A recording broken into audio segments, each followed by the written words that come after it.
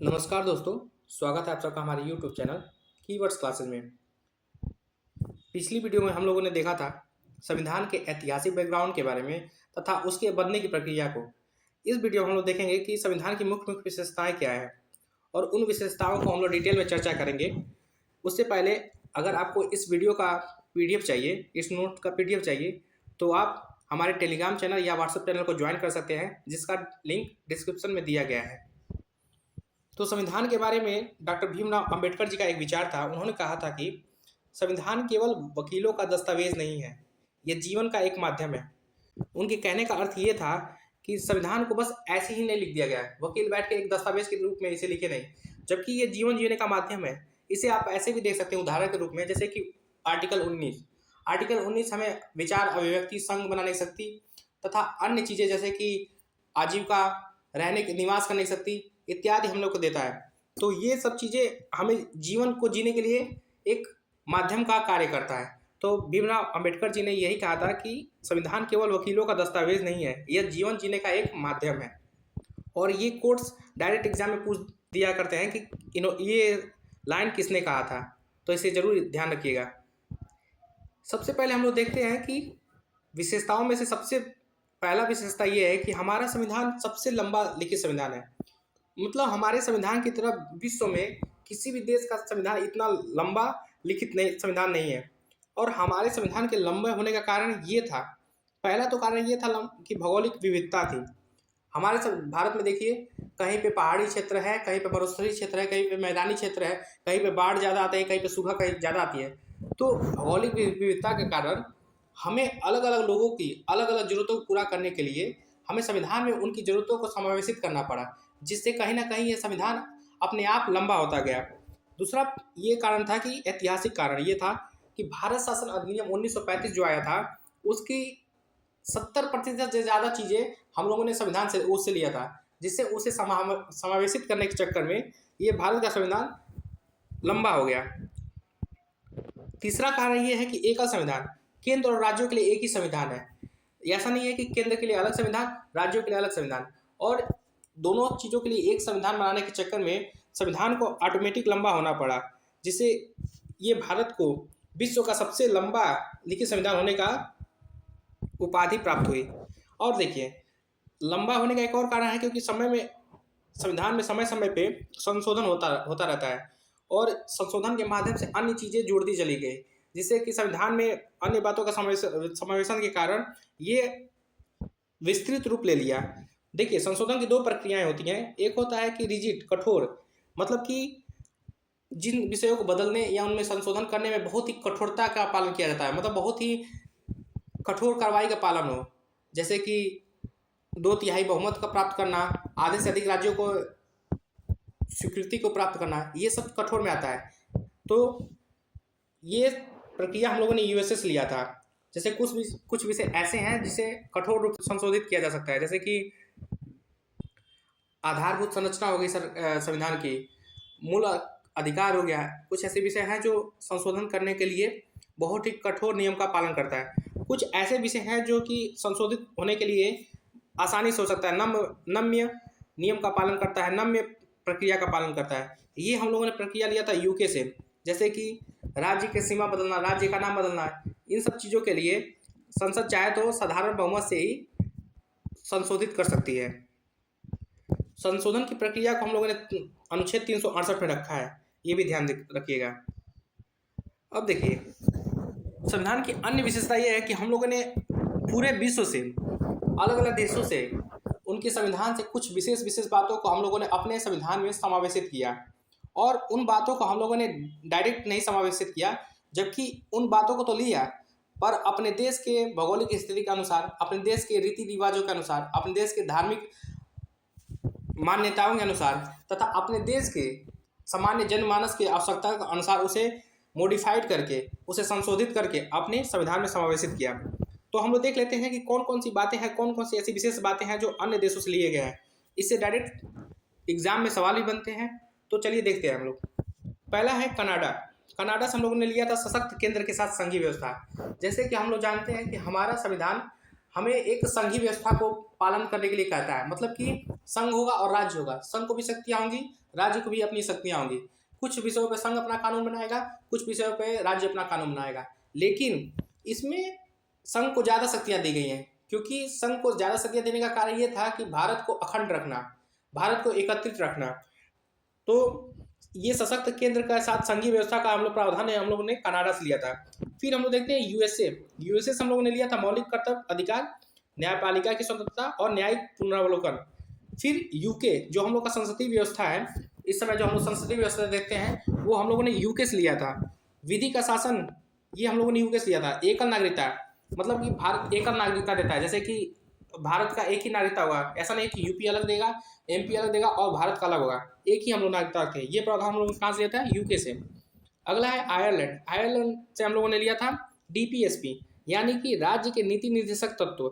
नीति निर्देशक तत्व को हम लोगों ने भाग 4 में रखा और अपने मांग के अनुसार उसे मॉडिफाइड करके रखा। अगला देश है रूस। रूस से हम लोगों ने मौलिक कर्तव्य लिया। और फिर सबसे बड़ा जो हम लोगों ने अभी बताया कि भारत शासन अधिनियम से हम लोगों ने कुछ बातों को विषयों को लिया था, जैसे कि भारत शासन अधिनियम से क्या क्या लिया था? संघीय तंत्र लिया था, राज्यपाल और लोक सेवा आयोग की। फिर ऑस्ट्रेलिया से हम लोगों ने समवर्ती सूची लिया, दक्षिण अफ्रीका से हम लोगों ने संशोधन की प्रक्रिया को लिया। तो इन बातों को आप लोग ध्यान दीजिएगा। अगला विशेषता ये है कि संघीय व्यवस्था तो हम लोगों ने रखा, पर एकात्मकता की ओर झुकाव रखा। मतलब कि संघ को हम लोगों ने ज़्यादा शक्तियाँ दी राज्य की तुलना में। और जैसे अनुच्छेद 1 कहता है भारत अर्थात इंडिया एक राज्यों का संघ होगा। संघ तो हम लोगों ने रखा, मगर संघ को हम लोगों ने ज़्यादा शक्तियाँ दी, जैसा कि मैंने बताया कि अखंडता बनाए रखने के लिए। तो संघीय व्यवस्था का विशेषताएं क्या होती हैं? पहला होता है लिखित संविधान, जो कि भारत का है। दूसरा होता है शक्तियों को विभाजन, मतलब केंद्र को शक्ति दी जाएगी और राज्य को शक्ति दी जाएगी। तीसरा होता है स्वतंत्र न्यायपालिका, मतलब न्यायपालिका पे कोई दबाव नहीं होगा। न्यायपालिका की नियुक्ति के प्रोसेस, चाहे उसके वेतन इत्यादि को लेके वो स्वतंत्र होगा। अब देखिए एकात्मक विशेषताएं क्या है भारत के संविधान में? सशक्त केंद्र, मतलब केंद्र को ज़्यादा शक्तियाँ दी गई हैं। दूसरा ये है कि एकल नागरिकता, देश का एक ही नागरिकता दी जाएगी, राज्यों के साथ अलग अलग नहीं, बस एक नागरिकता होगी। दूसरा होता है, तीसरा होता है राज्यपाल की नियुक्ति। राज्यपाल की नियुक्ति कौन करता है? केंद्र करता है, और जो कि वो राज्य में तो काम करता है पर वो केंद्र का प्रतिनिधि होता है। चौथा है अविनाशी संघ, मतलब कि जो संघ है उसका कभी भी खात्मा नहीं होगा, या एक यूं कहे तो वो कभी भी नष्ट नहीं होगा। तो इन बातों को हम लोग देखते हैं, सब बातों पर गौर किया जाए तो संघ को ज़्यादा शक्तियाँ दी गई है, जो कि दिखाता है एकात्मकता की ओर झुकाव को। अब देखते हैं हम लोग के संविधान का एक विशिष्ट ये है कि विशेषता ये है कि वो संसदीय स्वरूप है। संविधान चलाने की 2 प्रक्रियाएं बहुत ही फेमस है, एक होता है संसदीय, एक होता है प्रेसिडेंशियल। जो कि यूएसए का है वो प्रेसिडेंशियल है, और जो हम लोग पालन करते हैं उसे संसदीय व्यवस्था कहते हैं, जो कि हम लोगों ने यूके से लिया गया था। अब देखिए जो संसदीय व्यवस्था होती है उसकी निम्नलिखित विशेषता होती है, जैसे कि विधायिका के प्रति कार्यपालिका जवाबदेह होता है। वास्तविक पीएम यहाँ पे क्या होता है? वास्तविक जो होता है पीएम शक्तियाँ रखता है, जबकि प्रेसिडेंट के बाद नाम मात्र की शक्ति होती है। यहाँ पे सामूहिक जिम्मेदारी होती है, मतलब कि अगर एक भी सांसद को अविश्वास प्रस्ताव के अनुसार हटा दिया गया आधार पे, तो पूरी संसद को, पूरी लोकसभा को भंग करने का आधार बन जाता है। जबकि जो प्रेसिडेंशियल व्यवस्था होता है यहाँ पे क्या होता है कि शक्तियों का कठोर पृथक्करण होता है, मतलब कि कार्यपालिका अलग होती है, विधायिका अलग होती है, न्यायपालिका अलग होती है। जबकि हमारे देखिए संसदीय व्यवस्था में क्या होता है, जो कार्यपालिका के सदस्य होते हैं वो कहीं ना कहीं विधायिका के सदस्य होते हैं, मतलब कि जो सांसद होते हैं वही मंत्री बनते हैं। जबकि प्रेसिडेंशियल व्यवस्था में ऐसा नहीं होता है, वहाँ पे जो सांसद होते हैं वो मंत्री नहीं होते, मंत्री उनका स्वतंत्र रूप से चुना जाता है, वो विधायिका का सदस्य नहीं हो सकता है। यहाँ पे अस्थायित्व होती है, मतलब कि अगर एक बार प्रेसिडेंट चुना गया तो उसे 4 साल के अंदर कोई हटा नहीं सकता है। जबकि यहाँ पे अस्थायित्व की कमी होती है और उत्तरदायित्व अधिकता होती है। यहाँ पे लोग रिस्पॉन्सिबिलिटी लेके चलते हैं, यहाँ पे स्टेबिलिटी होती है। तो इन बातों को ध्यान रखिएगा। भारत ने अस्थायित्व को बजाय जवाबदेही को चुना, क्योंकि भारत को जरूरत थी उस समय। अगला विशेषता है हम लोग के संविधान का कि संसदीय संप्रभुता और न्यायिक सर्वोच्चता के बीच समन्वय। ऐसा नहीं है कि किसी एक चीज़ को, जैसे संसद को ही खूब सारी शक्तियाँ दे दी गई, वो कोई सा कानून बना रहा है उस पर कोई देखने वाला नहीं है। और ऐसा भी नहीं है कि न्यायपालिका को एकदम ज़्यादा शक्तियाँ दे दी गई, वो किसी भी कानून को पारित ही नहीं होने दे रहा है। मतलब संसद कोई भी शक्ति संविधान कानून बना रही है, उसे न्यायिक पुनर्लोक के थ्रू उसे गलत ठहरा दे रहा है। हम लोगों ने किसी एक चीज़ को ज़्यादा शक्तियाँ नहीं दी, जबकि दोनों को लेके उनमें समन्वय बना के चला, बैलेंस बना के चला। और ये दोनों प्रावधान हम लोग देख सकते हैं, जैसे ब्रिटेन से हम लोगों ने लिया संसदीय संप्रभुता को और अमेरिका से लिया न्यायिक सर्वोच्चता को, और इन दोनों को मिला के भारत ने एक मध्यम मार्ग अपनाया जिसमें दोनों को बराबर शक्तियाँ दी और दोनों को बैलेंस बना के चला। ठीक है, अब देख लेते हैं कुछ प्रावधान। न्यायिक समीक्षा, अनुच्छेद 13 और 32 के अनुसार सुप्रीम कोर्ट किसी भी कानून को न्यायिक समीक्षा के थ्रू रद्द कर सकती है। वो देख के ये बता सकती है कि अगर ये जो संविधान का मूल ढांचा है उसके खिलाफ तो नहीं है, इस आधार पे वो किसी भी कानून को रद्द कर सकती है। और दूसरा देख लीजिए, जो संसद को दी गई शक्तियाँ, वो क्या कर सकता है संसद, अनुच्छेद 368 के तहत किसी भी संविधान या सीधी किसी भी कानून में बदलाव कर सकता है। हमारे संविधान की एक मुख्य विशेषता ये भी है कि यह एकीकृत और स्वतंत्र न्यायपालिका को दर्शाता है। मतलब कि सबसे नीचे एक आता है जिले का न्यायालय, फिर आता है उस राज्य का हाई कोर्ट, फिर आता है सुप्रीम कोर्ट। अगर कोई व्यक्ति जिला न्यायालय में संतुष्ट नहीं होता उसके निर्णय से, तो वो उच्च न्यायालय जा सकता है। अगर उच्च न्यायालय के निर्णय से संतुष्ट नहीं होता है तो वो सुप्रीम कोर्ट में जा सकता है। तो ये क्या दिखाता है, एकीकृत और स्वतंत्र न्यायपालिका की विशेषता को दिखाता है। बात करें अगर अन्य विशेषता की, तो हमारे संविधान में अधिकार भी दिया गया है, निर्देश भी दिया गया है और साथ में कर्तव्य दिया गया है। अधिकार किसमें दिया गया है, भाग 3 में, और निर्देश किसमें दिया गया है, भाग 4 में, और कर्तव्य किसमें दिया गया है, भाग 4A में। तो मतलब ये तीनों को लेकर चल रहा है। मौलिक अधिकार देता है, नीति निर्देशक तत्व देता है और मौलिक कर्तव्य का भी बात करता है। मतलब कि अगर वो हमारा संविधान में अधिकार दे रहा है तो हमें कुछ कर्तव्य दे रहा है और हमें कुछ निर्देश भी दे रहा है। तो ये एक मुख्य विशेषता भी है भारतीय संविधान की, कि वो अधिकार और निर्देश और कर्तव्य तीनों को एक साथ लेके चल रहा है। भारतीय संविधान हमें अपना एक व्यक्तिगत पहचान देती है, साथ साथ में वो समावेशिता की भी बात करती है। मतलब कि व्यक्ति अपना जो भी अपना धर्म है, अपना व्यक्तिगत धर्म है, उसे पालन करने की स्वतंत्रता तो देती है, लेकिन वो साथ में भी कहती है कि भारत एक धर्मनिरपेक्ष राज्य होगा। मतलब यहाँ कोई भी विशेष धर्म को बढ़ावा नहीं दिया जाएगा। ये क्या दिखाता है, यह समावेशिता को दिखाता है। मतलब व्यक्तिगत पहचान के साथ साथ समावेशिता को भी भारतीय संविधान बढ़ावा देती है, जो कि एक मुख्य विशेषता के रूप में दर्शाया जा सकता है। अब देखिए समावेशिता क्या क्या है, धर्मनिरपेक्ष राज्य, एकल नागरिकता और सार्वभौमिक वैश्विक मताधिकार, ये समावेशिता को दर्शाता है। हमारे संविधान में सरकार चलाने के लिए कई चरणों या कई स्तर पे सरकार को बांट दिया गया। जैसे कि एक केंद्र सरकार जो पूरे भारत को संचालित करती है, दूसरा है राज्य सरकार और तीसरा है स्थानीय निकाय। तो ये एक विशेषता ये है कि संविधान में सरकार चलाने के लिए कई स्तर बना दिए गए, जो कि अपने स्तर पे अपने लोगों के मांग अनुसार वहाँ के शासन को चलाए, वहाँ के प्रशासन को चलाए। और इन सरकारों को काउंटर करने के लिए तथा लोकतंत्र की रक्षा के लिए कुछ ऐसे आयोग भी हैं, कुछ ऐसे बॉडीज हैं जिसे हम देख सकते हैं। ECI है, जैसे चुनाव आयोग है, कैग है, जो सरकार के खर्चों की, सरकार के व्यय का ऑडिट करता है।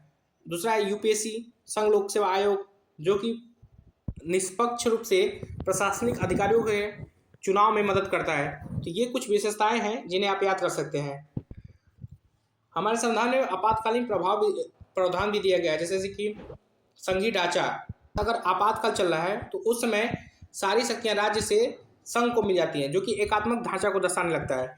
जैसे 3 प्रकार के आपातकाल होते हैं। एक होता है राष्ट्रीय आपातकाल, जो कि 352 में दिया गया है, अनुच्छेद 352 में, युद्ध, आक्रमण और सशस्त्र विद्रोह के आधार पर लग सकता है। दूसरा होता है राष्ट्रपति शासन, जो कि अनुच्छेद 356 दिया गया है, इसका आधार होता है संवैधानिक तंत्र की विफलता के आधार पर यह लग सकता है। तीसरा होता है वित्तीय आपातकाल, जिसका विवरण आप अनुच्छेद 360 में देख सकते हैं। इन सब के बातों के बाद हम देखते हैं कि संविधान में कुछ लोगों ने संविधान की आलोचना भी किया। उनका कहना था कि यह एक उधार का थैला है। मतलब कि हमने क्या कहा, ऊपर हम लोगों ने देखा कि अधिकतर बातें हम लोगों ने अन्य देश के संविधान से लिया गया है, परंतु उन्होंने इन बातों को ऐसे उधार का थैला कह के पूर्ण रूप से सही नहीं साबित हुए, क्योंकि जो हम लोगों ने उधार लिया किसी अन्य देश के संविधान से, जो बातें ली उसको एज इट इज़ नहीं रख दिया इसमें, हम लोगों ने उसमें मॉडिफाइड किया, अपने लोगों के अनुसार, अपने देश की भौगोलिक स्थिति के अनुसार उसे संशोधित किया, फिर अपने देश अपने संविधान में रखा। दूसरा उन्होंने कहा कि हाथीनुमा आकार, मतलब कि बहुत बड़ा ही संविधान लिख दिया गया, मतलब अन्य देशों की तुलना में हमारा संविधान बहुत ही बड़ा है। तो उनका कहना था कि इतना बड़े संविधान की आवश्यकता नहीं थी, जो कि पूर्ण रूप से सही नहीं है। हमें अपने लोगों की जरूरत पूरा करने के लिए इतना बड़ा संविधान लिखना पड़ा। तीसरा उनका ये तर्क था कि यह अभारतीय है, अन इंडियन है। मतलब कि अधिकतर चीज़ें हम लोगों ने अन्य देशों के रूप में लिया। अधिकतर चीज़ों हम लोगों ने ब्रिटिश जो सरकार थी उस समय, उनके द्वारा लाई गई कई कानूनों से लिया। तो उन्होंने यह तर्क दिया कि यह अभारतीय है, ठीक है। तो हम लोग ये भी देख सकते हैं कि लोगों ने तर्क तो जो दिया वो पूर्ण रूप से सही नहीं था, क्योंकि जो या तो हम लोगों ने उसे सीधा उठा के अपने संविधान में नहीं रखा, ये उधार का थैला नहीं माना जाता, क्योंकि हम लोगों ने उसमें संशोधन किया। तो उस आलोचना के उत्तर दिया गया कि यह अंधानुकर नहीं था, क्योंकि बल्कि दुनिया के संविधानों को छान कर लिया गया था। जैसे मैंने आपको बताया, अम्बेडकर ने कहा कि अंधानुकर नहीं है। हम लोगों ने क्या किया, संविधान, अन्य देश के संविधान से तो बातें उठाई, लेकिन उसे उसी समान रूप में नहीं रख दिया। उसे हम लोगों ने क्या किया, संशोधित किया, उसे छाना, फिर अपने संविधान में समावेशित किया। तो इसे अंधानुकर नहीं माना जा सकता। अब चलिए हम लोग एक नज़र में प्रमुख बातों को देख लेते हैं, जो कि एग्जाम पूछ सकता है। पहला है अनुच्छेद कितने हैं, तो 395 अनुच्छेद थे उसमें मूल, अब क्या है 470 से ज़्यादा है। उसमें मूल में कितने भाग थे, 22 भाग थे, अभी कितने हैं, 25 भाग हैं। जब मूल संविधान बना था उसमें 8 अनुसूचियाँ थी, अभी 12 अनुसूची हैं। कुछ मुख्य और महत्वपूर्ण अनुसूचियों को दे सकते हैं, जैसे कि शेड्यूल 7, अनुसूची 7 में शक्तियों का विभाजन दिया गया है। शेड्यूल 8 में आधिकारिक भाषाओं का वर्णन किया गया है। शेड्यूल 10 में दल बदल कानून का बात किया गया है, और शेड्यूल 11-12 में पंचायत और नगर पालिका की बातें की गई हैं। अंत में हम लोग देख सकते हैं कि हमारा संविधान एक जीवन दस्तावेज है, मतलब कि इसमें समय के साथ चीज़ें जुड़ती चली जाती हैं संशोधन के माध्यम से। तो वो यह एक जीवंत होने का उदाहरण देता है, न कि जड़ होने का या मृत होने का, ठीक है। भारत में संशोधन के माध्यम से भारतीय संविधान में उसमें चीज़ें जुड़ती चली जाती हैं। वो संविधान का स्वरूप दिन प्रतिदिन या ये कहें समय के साथ बदलता जाता है, ठीक है। तो हमारा संविधान की विशेषताएं इस वीडियो में खत्म हुई। अगर वीडियो अच्छा लगा हो तो लाइक शेयर सब्सक्राइब जरूर करिएगा। धन्यवाद।